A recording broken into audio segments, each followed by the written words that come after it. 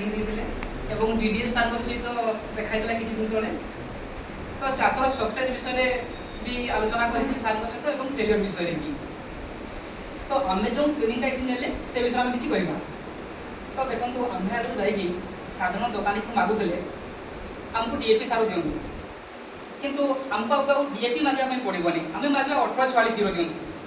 तो ये जिन गुड़ाक आम टेक्निकाली जापारे आगु आम धरन गोटे मेडिसिन आमर पोक लगे स्टेबल लगे आम जा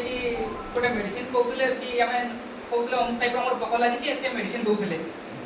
किंतु एवं आमको मेडिसिन ना आम कहीपर कंपोजिशन नेम आम कहीपर तेणु मु एक्चुअली बेपार करे कि नक ट्रेनिंग देखी मुझे शिखापी कि मुझे चाष बहुत कै पाखापाखि मुझे 8-10 एकर चाष कै धड़ सार निजे मो फील्ड को पाखापाखि 3 थर जाइंट मोर स्वीटकर्न बाड़ी देखी ब्रिंजल बाड़ी देखी आम सब टेक्नोलोजी सार देखिले मो कुदाड़ी आम यूज करूना आम उइडर रे केमती हल करूछु आम से कांधी के पंप सेट यूज करूना आम ड्रोन रे केमती स्प्रे करूछु तो आम आसला उन्नत सब ज्ञान कौशल आम